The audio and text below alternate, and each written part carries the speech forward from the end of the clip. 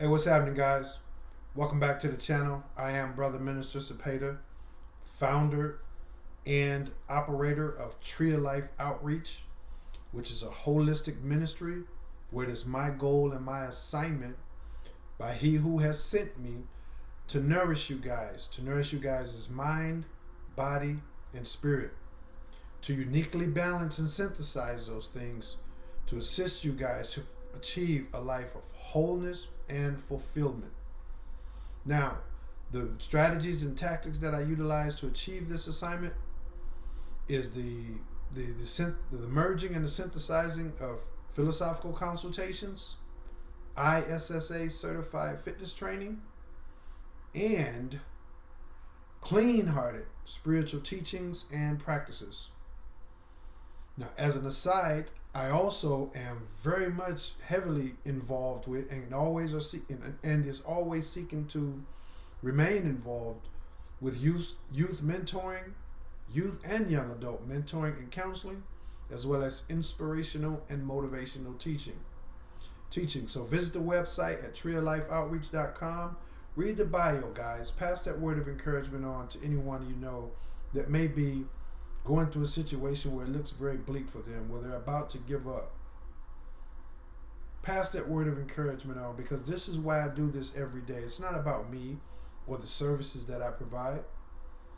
Those things are hugely secondary to the fact that I want to inspire someone. I know that my Heavenly Father didn't take me through all of that just for me alone. And I know that others can be nourished by that, because even if you're not going through a situation where it's requiring you to doubt and come close to giving up, even if you're doing quite well but you want some inspiration to go on to do even better, this story is for you, and it's certainly for those who are facing challenges, obstacles, and all type of dilemmas that are pushing them to the limit with regards to them feeling of whether or not they're going to make it. So visit the website, pass that story along to others who can be encouraged and inspired, and you yourself be encouraged and inspired as well. Today's topic, I'm going to have a brief moment with you guys so far as discussing the power of the human emotions. These truths have been hidden from us, guys. You know, there's a certain saying that, or a certain teaching, I should say, that a race of people, and I won't say what that race or nationality is, first of all, because YouTube probably would sanction my channel. Second of all, is because although it was a race of people who did that, there are some people who are about that race, who are of that race, but never was about that lifestyle.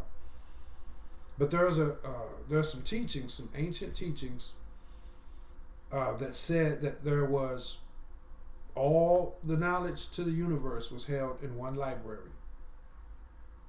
And I will say this, not braggadociously, but just very factually, and knowing that YouTube will not sanction me for this, because it's not a put down. It's actually a word of encouragement. But there was a race of people on the planet. Those people were what's commonly and most often referred to as black people. They had all the knowledge in the world. All of it.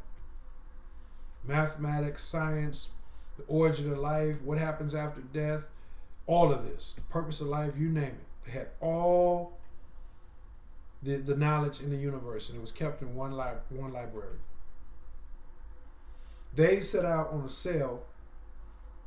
sailing around the world to share this information with other people, with other races. So when they took off sail, they took all the information and they went and shared it with the next race of people. And they told that race of people, look, this is how you build things. This is how we achieve our purpose for here in life, and so forth and so on. When you guys finish absorbing all this information, don't copy it. Don't do anything with it except pass it on to the next race of people. And this took place over a certain period of time, 100 years. That race of people absorbed the knowledge, learned it, got it into their monks, sages, seers, what have you. They absorbed the knowledge and took it on to the next race of people. And then the next race of people, and then the next race of people. And then finally it got to the last race of people on the planet with regards to how the information was spread. It wasn't spread in a way of favoritism or anything. Just so happened that the last people to receive the information, when they got the information, they copied it, kept it. So they didn't just keep it, they kept it and copied it. And then when they returned it to the original person who sent the information out, instead of them returning with that knowledge, they showed up with something else. And I won't say what it is. You guys know what it is. It's a symbol that is used in a major religion. So instead of them showing up with all the knowledge in the world, they showed up with a thing that's used in their daily religious ceremonies, and it's a major part of their daily practices. Now, I have no problem or no issue saying what race of people this was, what a particular item that they showed up in and that they utilized to replace the knowledge. But it's YouTube may just sanction my channel, so I won't do that. If you guys have any questions, comments, or concerns, my contact information is on the website, treeoflifeoutreach.com. But so they kept the information. And then after years and years and years, so many years, hundreds of years, all the other races lost the information. They had no copies. The sages and the mystics and all these people, they passed it on from generation to generation as best they could. But the masses were lost. And then these people utilized that information and went on to conquer the world. And they conquered the world. Yes, they had military might, but they conquered the world based on this knowledge. This knowledge of basically how humans are, how humans function, what humans are capable of, and things of that nature. So this information that I'm putting forth to you guys, yeah, it has a philosophical perspective. And by the way, my philosophy that I utilize and practice and implement is experiential based philosophy. It's not based on academia, and it's not scholarly. It's experiential. So yes, there's some philosophical elements in this statement that I'm making, but the gist of it, according to my research, is that the archaeological evidence actually proves the fact that this information started here, it was sent here, and they were told to pass it on to the next, and to the next, and to the next, and then when it got back to its original sender, they showed up with something else. None of the information, none of the wisdom. So this truth about how powerful your emotions is, it's a truth. It's a truth, and the fact that we don't know is being used against us. Because we are helping to co-create this jacked up reality that we all now currently exist in, based on our human emotions. Fear, doubt, anger, insecurity, lust, greed, jealousy. We put our emotions towards different things, and this small group of people who we might call the elite, the Illuminati, the powers that be, or whatever, they know this information, and so they make sure that they pump into us, or pump into society, information that feeds, that gives birth to, that fosters, that nourishes, and that actually plants fear, doubt, envy, jealousy, all these different things, because they know if we can get these people to feeling this way, then they're going to help create what we want, which is a society that's based on those things, and they sit on the top and utilize these ancient practices and teachings of meditation, of prayer, and of the human emotion, and sit back and watch the masses unaware of what they are doing with their own emotions, and a world that continues to create a society of fear, lust, jealousy, anger, resentment. You have it. So I want you guys to know that your emotions are powerful. It's some ancient teachings teach that the human emotion is the most powerful force in the universe. The human emotion. Not a weapon. Not some kind of just drive or ambition. The human emotions. And obviously we know that there's only two human emotions from which all other emotions are birthed. That is the emotion of love, which gives birth to kindness, consideration, pleasantness, humility, tolerance, courage, compassion, and so forth. And then we have the emotion of hate that gives birth to jealousy, envy, lust, bitterness, seductive behaviors, and you name it, so forth and so on.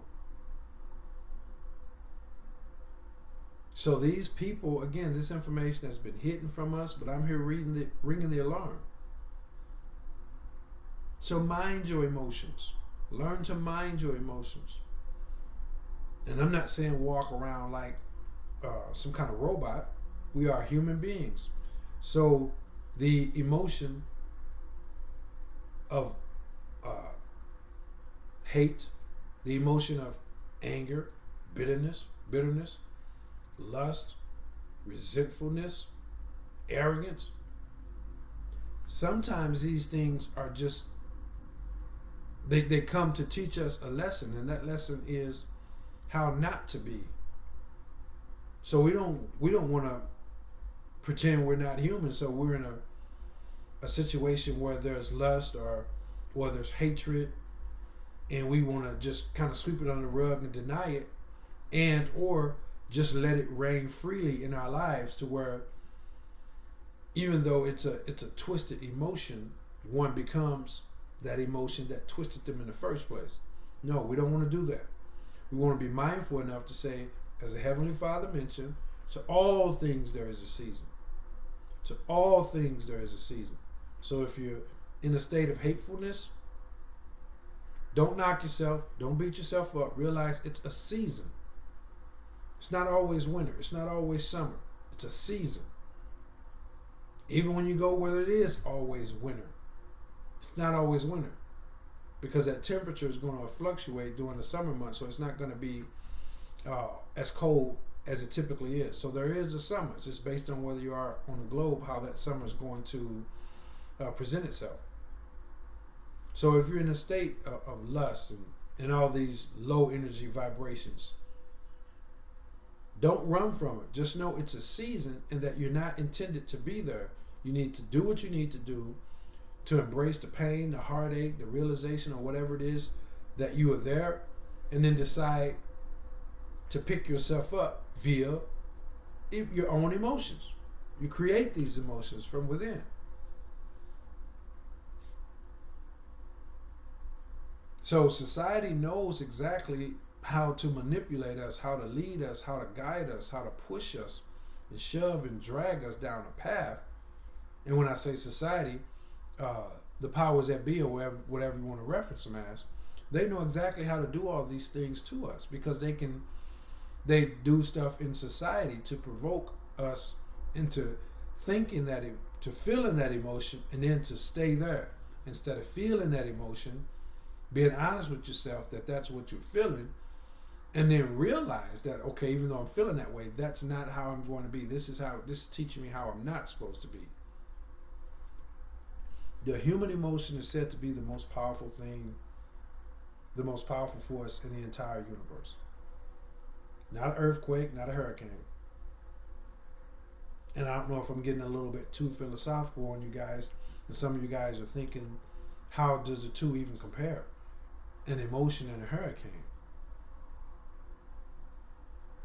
Everything. There was a time. Let me put it like this. There was a time when, say for example, electrical power. It's always been here. It's always been on this planet. No one discovered or created electrical power. They discovered it and then created a way to harness it. That energy has always been here. Okay? And the same thing goes with solar power, solar energy. That energy has always been there. No one created it. It's always been there. It's just that one was not aware of the fact that there's an energy that comes from that, and it can be harnessed and used to do things like power our houses, give us sunlight, power cars, and different things of this nature. And you just continue to extrapolate that a little bit further. You say, well, then there's hydropower. It's always been there. No one created it. It's just that people wasn't aware of it. If you move your hand like this, that's energy that's in your hand. There's also energy that's emitted from your hand. This is why you can do like this, and you don't have to necessarily catch the fly or hit the fly or mosquito, but the energy that you created may have pushed it off course or whatnot. And the human emotion also has a power that can be harnessed and used.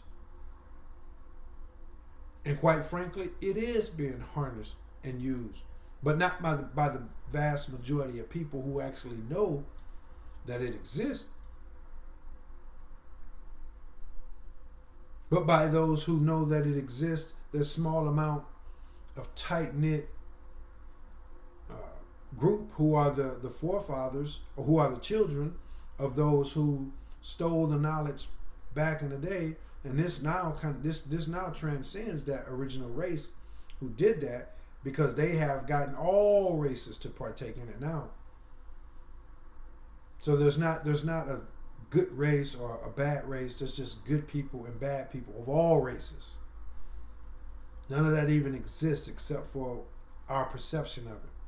This race, that color, that race, this color. None of that even exists anymore. Not for real, for real. The only thing that exists is good people and bad people. Doesn't matter what race or anything else. So this information was taken from us, and again, now it's being used against us. The power of the human emotions. There's a power. It's being harnessed, and it's being kind of turboed. Which, the way I'm using that word turbo is like when your engine's running. There's a lot of power coming off of that engine from its running, and then a person go get a turbo charger put on their engine, and then the turbocharger works by taking the power that's already coming off the engine and loop it and feed it right back into the engine, so the engine gets even more power. So this energy that we emit from our emotion is being looped, but it's not coming back into us. It's being looped and fed to the powers that be, or looped to feed out and produce more negativity. Now, we have to be aware of this. We have to be mindful of our emotions. If you're getting to a point where you're feeling a certain way, there's a such thing as righteous anger. There may even be a place where you're feeling some jealousy or whatnot, whatever it may be.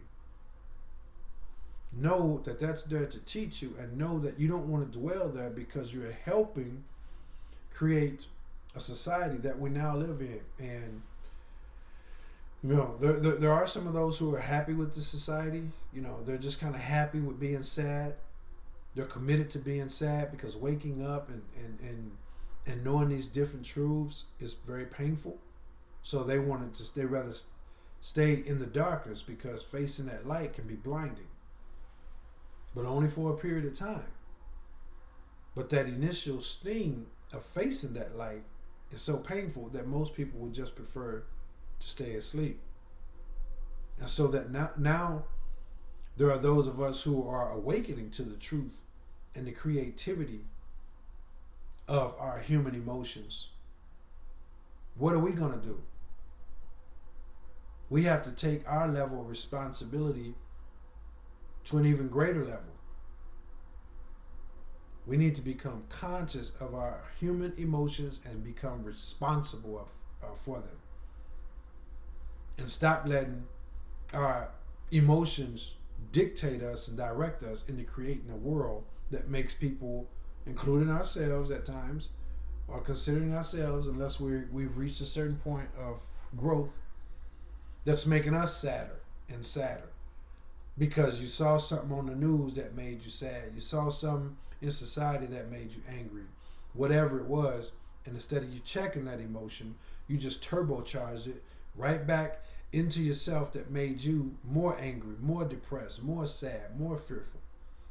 So for those of us who are aware of how this thing is working, let us be more diligent, more resolute, more vigilant in our human emotions. And every time we get an opportunity to create this powerful, beautiful emotion, these beautiful emotions inside of us, whether it's love, kindness, compassion, caring, consideration, friendliness, warmth, courage, all these different things, then we need to put that emotion, hold it in us, and by holding it in us, it automatically emanates out.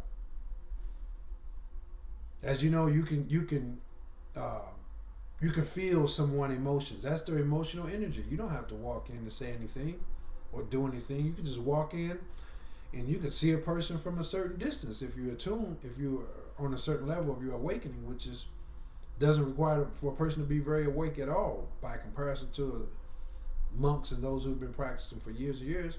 It doesn't take very much at all for you to feel someone's emotions over there, or for them to sense your emotions over there. So, I mean, there's actually a saying this, and this is actually have been from as far as their ability to actually prove it scientifically, it's been proven. So again, that's under the umbrella of as far as to whatever extent that they're able to. And trust me, they are able to. They could sit a person down and attach them to a EKG or whatever the name of the machine is, and they could check their emotions and read them, and they can tell you that when that person walked by, their emotions went this way. When that person walked by, their emotions went that way. And so it's been proven that you can catch someone's emotions faster than you can catch a cold. You didn't hear me. You can catch someone's emotions faster than you can catch a cold from them. So this tells us that we have to be vigilant. We have to be vigilant in minding our emotions.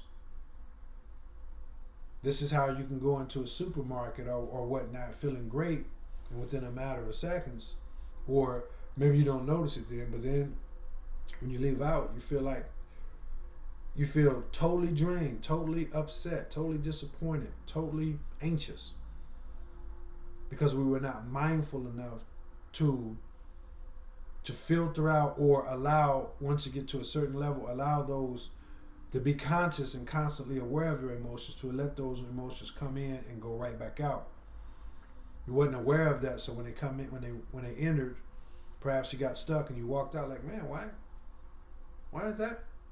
What happened? You were affected and infected by others' emotions. So for those of us who know this, and now that we know the power of this, we need to be diligent We need to be vigilant. And every time we have an opportunity to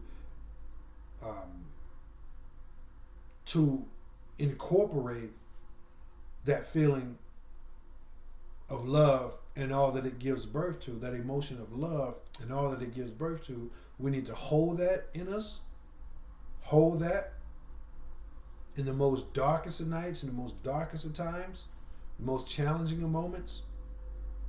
We need to hold that, and the world will change. The world will change because it's automatically emanating out, and then you become so strategic and so mindful and tactical with it. You can just beam it towards somebody. Like, you may feel somebody, just a whole bunch of negativity coming from a person. A lot of times they just have a whole bunch of negativities, and then sometimes they're sitting there basically thinking within their mind to send negative energy your way, to send those negative emotions your way. So you can sit and become so adept at minding your own emotions, watching them and controlling them, that you could beam them out towards somebody. And you could try this, you can just try this yourself. You can just walk into a room and see someone sitting over there, whether they could be sad, they could be just unaware, disinterested, or whatever, and you can just generate that emotion of love, which is the most powerful of all emotions. And you could think in your own mind, with your own emotions, think that person into feeling better. Just literally imagine that you're sending love to that person, and see if they perk up, see if their posture changes, see if their attitude changes, see if they go from being just sitting there chilling to sitting there just, smiling and chilling. So these things are real, man. The only thing about it is most people don't know. And so most people are participating in creating this world that we've created, that the vast majority of people that I know aren't happy with, they're unsatisfied with, they're unfulfilled with, they feel unaccomplished no matter what they've attained so far as their education, their houses, their cars, whatever trinkets they have, they feel unfulfilled. Because we're all, if we're not mindful enough, contributing to that. So let us be mindful and let us think and feel intentionally. Let's be intentional. I'm gonna think this way, intentional, by design. I don't need, and if there's nothing outside in the physical realm to assist me, I know that I have the power to create it within me. And you have the power to create it within you. So I just did a video about the power of the great I am. Check that video out, and that ties right into this video. Okay? It all starts with us being able to watch our minds, and that's a video that I'm going to do next, because if you can't watch your mind, then you're not in tune enough to watch your emotions. So for those of us who's crossed that first threshold of learning how to watch our minds, and we've learned and we're continuing to get better at watching our emotions, let's take it to a greater level, a greater degree. Let's learn to create that love within us even more powerfully, even more efficiently. Let's learn how to direct it and channel it more effectively. And we could change this thing, and it doesn't take a whole bunch of time. It takes a certain critical mass of individuals who are willing to do this. This is why we're so bombarded with negativity. We're so bombarded with things of fear and uncertainty. So learn that you have the power. You have the power to change the world. You have the power. I always use that example. If there's a puzzle piece with 10,000 pieces in it, and all of those 10,000 pieces of that puzzle say it's green, and you take one piece of green, one piece of that green puzzle out and put in an orange piece, you've changed the entire puzzle. That puzzle looks entirely different, because that one orange piece that you put in is a main focal point of that puzzle, and it's changed everything. So you be the main focal point of the puzzle. This puzzle called humanity and society. And you do it by knowing that you have the power to do so, and it's about your emotions. It's about your emotions. And again, when you toss to and fro, or you have an organic moment of righteous anger, or something in you provoked jealousy, envy, lust, or whatever, don't run from it. Don't run from it. Embrace the fact that you were first conscious enough to be aware of it. But don't dwell there. Don't dwell there. And don't get into this tense, uptight battle with yourself. No, I have to get away from that. I have to get away from that. Let it be. It'll pass. It'll pass. But if you deny it, if you resist it, if you ignore it, or you're simply not aware of it, then it will foster. You know who you are. You know what you want to be. Be aware of. You're feeling in a negative moment. You're feeling in a moment of jealousy, fear, what have you. Embrace it for that moment and just be aware of it. And then when it begins to pass, you won't have to force yourself back into this emotion. It'll just happen. So thanks for watching, guys. I am Brother Minister Cepeda. Visit the website, hit the like button, describe, leave a comment. I do not know all of y'all, but I do love all of y'all, and that's as real could ever get.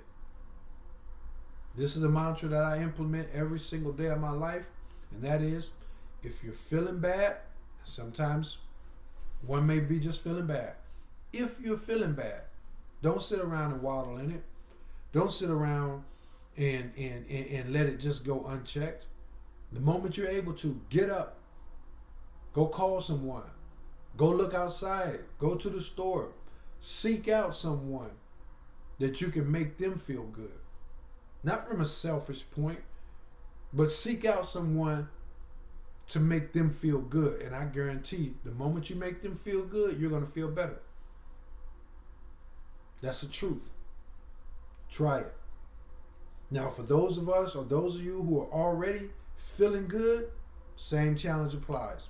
Go out, find somebody who's feeling bad, make them feel good. And the moment you make them feel good, will be the moment you go from feeling good to feeling phenomenal. That's just the way this thing works, guys. And it works whether we know it or not.